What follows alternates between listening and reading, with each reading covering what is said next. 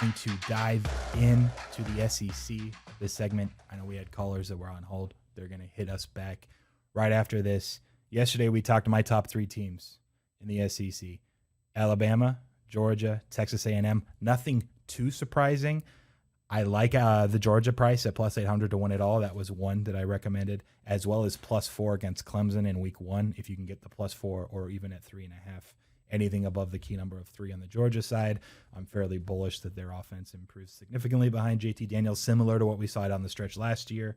Nothing too much to bet with A&M and Alabama. My numbers and projections line up pretty similarly. I do think if you want to buy some of the Miami hype, which I don't necessarily do, and I think there are some question marks with Derek King, but you can get 17.5 plus 17.5 on the Hurricanes in week 1 against Alabama. My projection 16. I anticipate that'll come down, especially if the Miami hype train keeps driving. So those are the first sure 2 plays on Georgia I like. If you like Miami some, I think that's fine. I can't argue against the play, getting the hook on a 17, which is a relatively key number in that range. Today, we're going to start. Let me pull up my sheet. We got LSU. They're my number 9 rated team in the country, a team that was 5-5 last year. Look, nearly outside the top 100 in EPA on offense and defense. Success rate, they graded out a little better offensively, but defensively outside the top 100. They play a tough schedule, obviously, in the SEC. They went from winning it all to being a 500 team. You don't see drop-offs like that very often. Not only Joe Burrow and the receiving and a lot of the weapons, Clyde Edwards-Helaire as well, out of the backfield, defensive players. But then they also lost their offensive coordinator.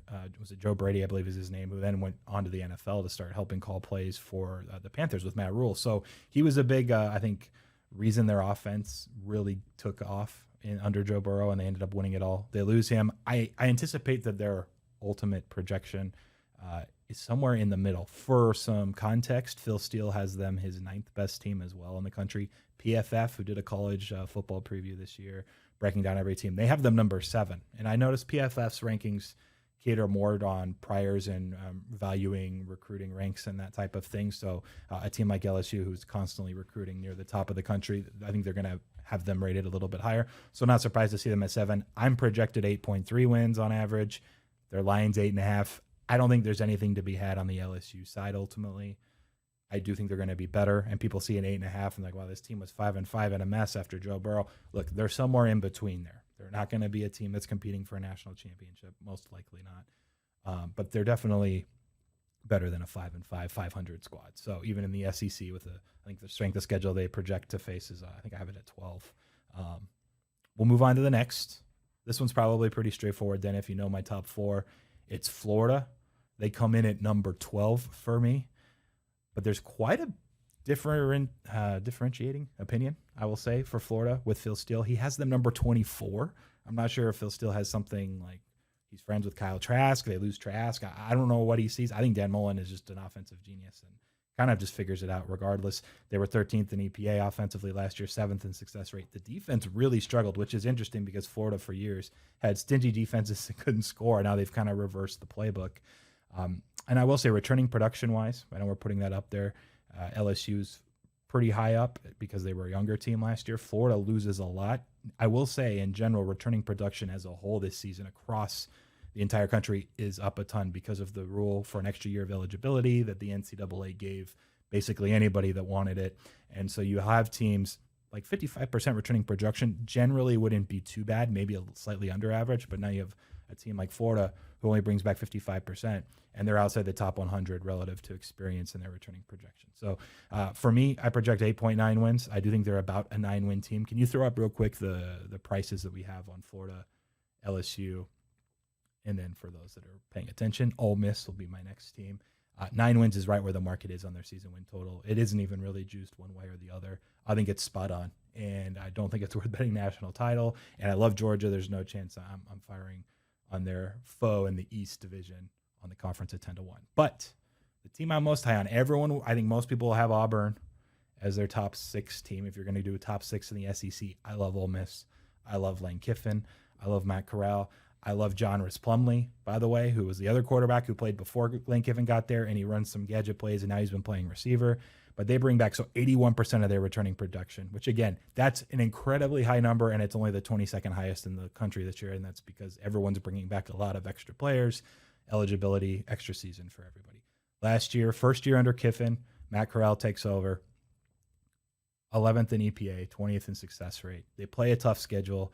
I get it, but the numbers Matt Corral put up were just absolutely insane. He was a little inconsistent. I believe there was a game in there last year. He had like a 7 interception game, but he can run the football as well, so he'll get those extra touchdowns on the ground, the extra 4th downs, 3rd downs they need to convert. And second year, Lane Kiffin, I think the defense, can you put that back up real quick one more time? It was 125th, I think, in defense and success rate. Yeah, and 120th in EPA. Like, they were brutal. Like, they can't be worse than that. And they do bring back a lot. And they got a transfer from Maryland, a 3-year starter out of Maryland at linebacker. Chase Campbell, I believe is his name. He'll be starting for linebacker, can help Ole Miss. Like, if they just can't be much worse on that side, say they even get to being an average defense in the country, and then they're still a top 10-ish offense, then I think there's a lot of upside to Ole Miss. On average, I think the 7.5 wins is pretty fair. But the distribution of results for this team, I think, is pretty wide, which is why the only Heisman bet I've made all year, which was about a month ago, I told one of the guys I work with to grab it. Maybe 6 weeks ago now. It's weird. Time's weird these days. Matt Corral was 50-1 to win the Heisman. So I know we had a little NA down there. I'm not sure which books we were quoting. You can definitely get Matt Corral, but I believe it's 30-1, 25-1 range. I do think it's one of those where I think Ole Miss gets to 9 or 10 wins enough with their schedule that they can at least be in the conversation. And then his stats will certainly be there, but can they beat Louisville in an opener? For sure. Austin Peay, Tulane. Alabama, what was the one team that gave Alabama the most trouble last year? Do you remember? It was a back-and-forth game against Ole Miss. It was like a 49-42 final. It was basically whoever had the ball last wins, and Alabama had the ball last. And then I think maybe Ole Miss just ran out of time at the end. But that was I mean, and I believe, I'm trying to remember if it was home or away. I don't recall. But they'll have a game against Alabama, whether they win or lose. But then it's like Arkansas, Tennessee, LSU, Auburn, Liberty, A&M, Vanderbilt, Mississippi State. I think they can find a way to 9 and 10 wins often enough that a 50-1 shot, or even in the 30s, if you can get 30-1 range on Matt Corral to win Heisman, his numbers are just going to be out of this world. So that's where I'm going with Ole Miss. If you can find kind of a higher variance play, they're probably not going to win the conference. They're certainly not winning a national championship. But how do you bet on them maybe being a 9 or 10 win team? You bet on Matt Corral to win the Heisman. I think he has a shot. I've been right before in the past on some longer shots. I've been wrong before. It is a longer shot, but I think, again, it's a quarterback award. We talked about it, running backs basically out with Isaiah Spiller and A&M yesterday. I'm going with that.